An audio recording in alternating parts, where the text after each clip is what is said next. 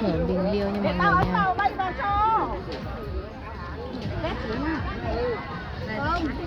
Đó là mấy hộ em.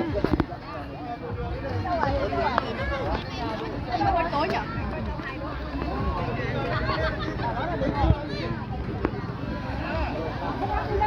Này, chọn á. Mẹ như mấy bà mới dùng điện thoại. Đi chưa? Hoa sở Bình Liêu. Đi nói hôm nay thì ít khách rồi nha mọi người nha. Hôm nay không còn chương trình gì rồi, chỉ còn du khách đến thôi, đến tham quan thôi.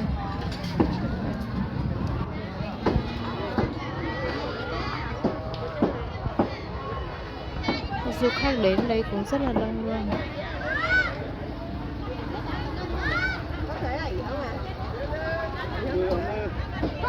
Mè. Vâng, cái này đó vâng. Nó đang ngủ mế. Mè. Lên phải ngủ mè.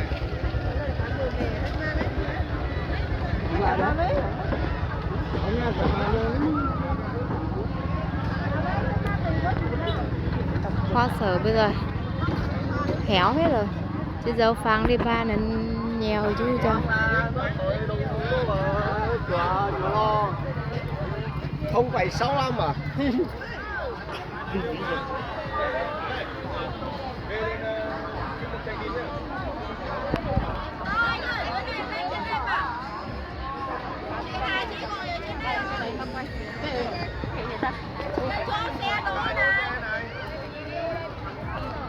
Dâu phang đi ba nhiều.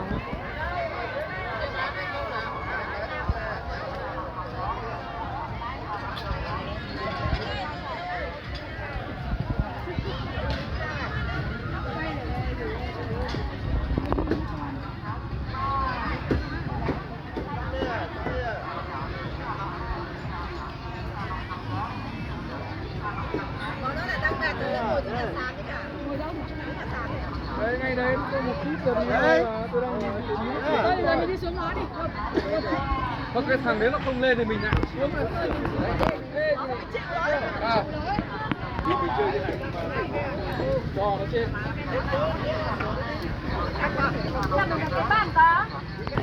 Đặt sòng quái mà em. Quái là ô là Vô, anh ấy chẳng thể nập giấy. Thì ngàn là chẳng thể nập giấy tìm ra tay của.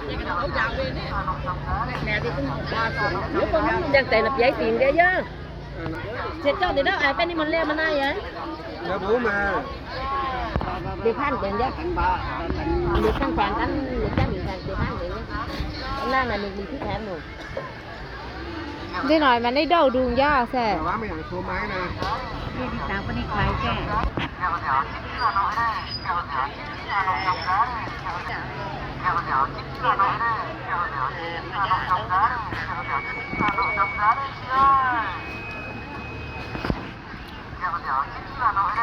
Dạ thu ai thì sắm sẻ mình vâng. Xe dạ lỡ phải mà chắc ai biết giờ tên biết. Quá xử đó. Là lên lâu rồi. Chưa khác.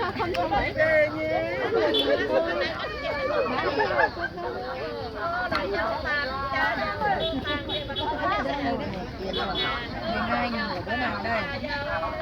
Còn đứa này là 2.000 đó. Xe dạ đỡ tệ hi hà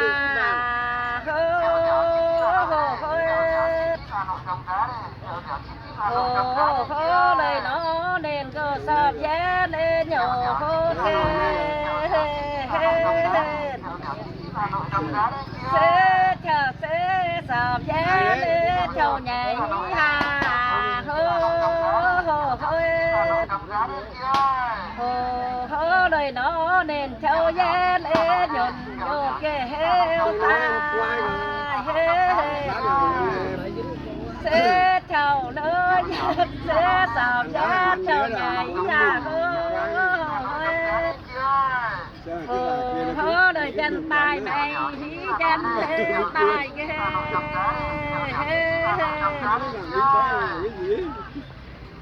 เสสามเด้อเสเจ้าเสเสจันเด้อเท่าโหหาโหเฮ้ยโหเลยมันป่าเสเฮ้จันเสลูกโคนเด้อไตเฮ้เสจันเด้อเท่าโหบนมาหาโหเฮ้ย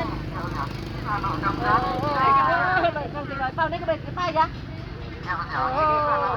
đời lý há lực bốn tay cái hê phai hê xe chân đỡ thảo hú ya hoa sờ hạ hô hết đời dấu phăng trà dấu nó phăng cái xe chân đỡ thảo hạ hô hết đời hoa sơ sẽ trà dấu đỡ tay ghê xe tủ trên sân khấu hà hô hết đời hoa sơ trà dấu đỡ tay ghê hêu phai hết xe tủ trên sân khấu hà hô hết hồi tay khơi gầy vàng ya tay gầy lơ vàng ghê xe tủ lơ trên là hô đời ta bằng tay gầy lê khổ ghê xe giả trên trình phá hà hết hơi tay gầy lê khổ ghê hêu phai hết xe giả trên trình phá hà hết lời mình tên tay mình nó tên ghê hết xe tu lỡ trên là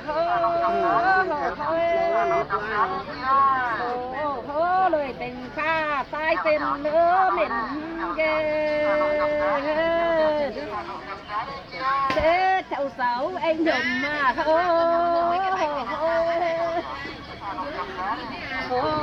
lời sai tên nữa mình ghê phai hết xe cháu sầu em nhóm mà lời màu bố lời đầy màu bố chồm ra là dần tán mà xe thì mình lên rồi xe cháu lễ sầu hà lời phà phà người đàn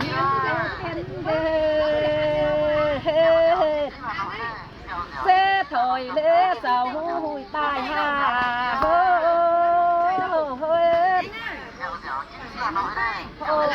lời phạt pha người đàn nhến trên ghê tai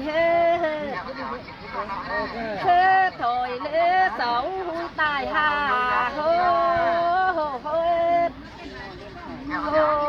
lời gầy dao gỗ điện gầy dao ghê ai nói cái chuồng ăn ai nói cái đâu mà tay nước bay hà lời nhân trần xe hà nó tay ghê xe chân thảo tú trên là lời dân chồng hoa sữa này ghê héo phai hết xe xăm đỡ nhận tú trên là lời hay vàng ơi hồn hay lỡ vàng xe tú đỡ trên là lời tên nhân thầu nhân sẽ trả đài lễ bày ghê thế đôi lỡ nắng ghen bàn hà hô đời tết nhân nhà tết nhân thầu nhân trà đái lỡ bày ghê héo ta thế đôi nắng ghen bàn hà hô nghe thế đời tên tai mình lỡ tên ghê sự các bạn sang cánh giàu cánh bà này tài mình mất dẹt về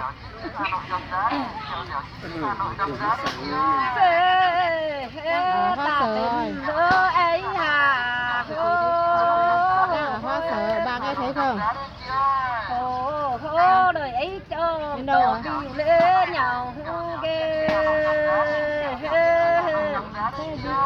thế bày lỡ đàn hồ bán à hô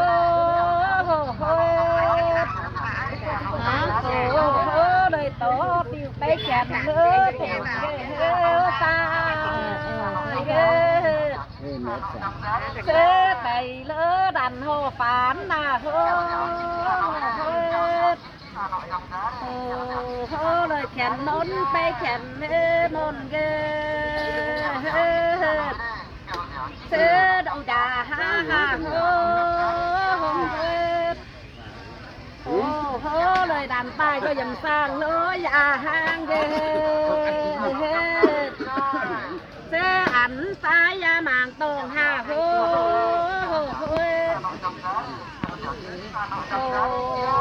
hồi đàn tay dầm sáng lỡ vàng ghê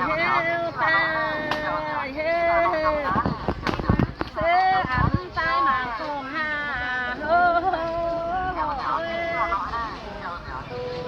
lời nhân nhà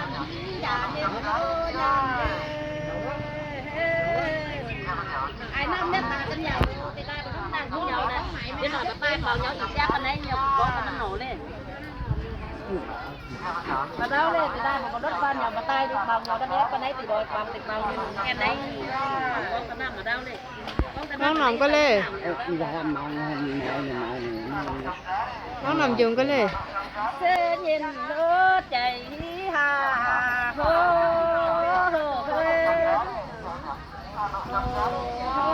giàu khô thâu sống mê giàu khô ghê thế này lỡ chảy màu phố hà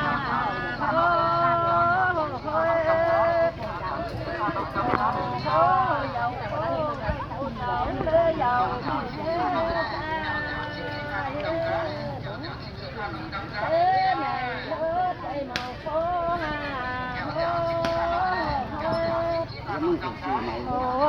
lời chào hắn lời chào sáu hắn ghê โอ๊ตเราหรือยาล่าไม่ได้ไปหน่อยเลยเรา nhá kiểu ra เราหรือนี่ดีนะเรา nhá bỏ tết mà kiểu นี่ mà ดีนะเลย kiểu ra chịu ra nên bên mà sang chứ lấy em sang đấy nhé มาหน่อย sẽ tìm lỡ ấy hà hô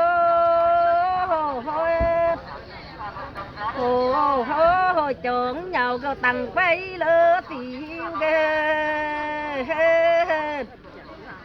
sẽ vô lỡ bày tiền đêm hà hô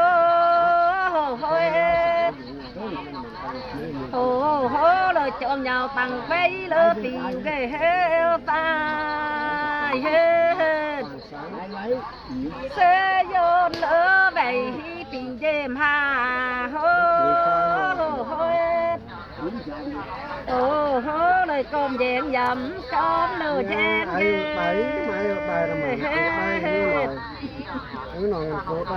xe tay lột tay à lời nhân tròn xe mình phát lại ngồi đây hát một bài với em quay phim không sao đâu mà hát đi trong cái thuốc cái đốt người ta không phải trong thuốc không sao đâu chỉ này mà phát này bài chuông cơ bài này chuông cơ từ đây giờ mà lớn bài cái lên con nào xong mà lên bài lên เสไทยเลิกไปหาโฮโฮโฮ มาไปสางมา โฮโฮเลยยันจนโกโฮติงฟ้าเลอไหนเก มันเจอละฟรีใช่ไหมเอ้ยบากัน เสยำเลอเจนเจนหน้าโฮโฮโฮ เอ้ยมันเหมือนดังไม่ตายเลยอยากรู้ โฮเลยยันจนติงฟ้าเลยเหยาเฮตายเฮเสยำเลอเจนตูเจนหน้าโฮโฮโฮโฮโฮเลยมันแหงไหนมันโลแหงเยเฮ ลูกหลานนั้นเฉาะมันแล้ว ขอแล้วหนูดิขอแล้วหนู บดล้างวายได้ คนล้างงานล้างแบบนี้ บ ล้างใหม่แล้ว ดล้างวายđó bột dạ đấy cắn được cái phí đó cắn bộtล้างวายbộtล้าง ล้างใหม่ได้เด็ด cái phí cắn là nhận bộtล้างbiết màu đâu đi ก็ล้างใหม่ได้เลย bọt hết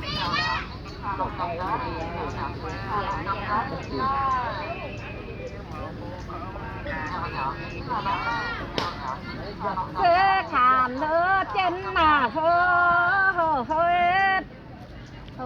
โฮเลยติงข้าโบยำเนื้อเสเฮลเกเฮเสใบเนื้อติงเจนเย็นหาโฮโฮโฮโฮโฮเลยติงข้าโบยำเตียวเกเฮลตายเฮเฮ้ใบเลอติวเจนเย็นหาโฮโฮโฮโฮโฮเลยไอ้ปังยำไอ้เล่ปังเกเฮ็ดเสดังใจหาโฮโฮโฮโฮ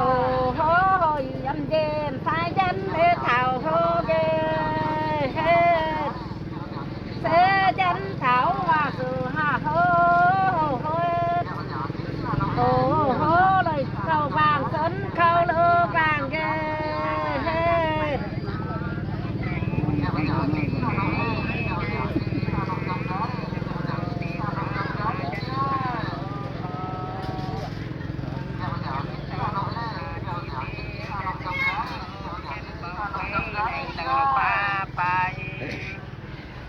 เฮ็ดถึงเธอสิว่าโอ้โหโหโอ้เลยสางเย็นจามซ้ายเลโตเกเฮ็ดเสนังใจเลสันตายฮ่าโหโหโหโอ้โหเลยสางเย็นจามซ้ายเลโตเกเฮ็ดตายเฮ็ดเสนังใจสันตายโหโหโหโอ้โหเลยลายยังเลยทักลายเลยยังก็ติวเลยติวไม่เลย cài cái đó ตายกันเลยเดี๋ยวตายก็ไม่อาจจะบ้าอยู่เลยต้องเสียจำนวนหน้า Phút โอ้ tay โห thắt dạo chọn thang đấy nó sẽ โอ้โหเลยจ้างปังตายเป็นเธอเหม็นเกเสซ้ำหย่นอาตูมนหาโฮโฮโฮ xong mất đánh nè โอ้โหเลยจ้างปังตายเป็นเลอเหม็นเกเฮลมาเฮเสตูเทงปิวยำหาโฮโฮโฮโอ้โหเลยนางปังโอ้เลยนางเลปังเกเฮ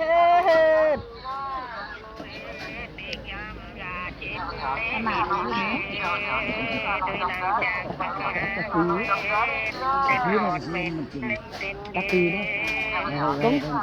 đi lại mình tài lên yếu thì rồi tài đấy bằng cái nhau ai tận ba dùng lên nè tận giàu sẽ buồn thì rồi bên đấy chứ dùng nè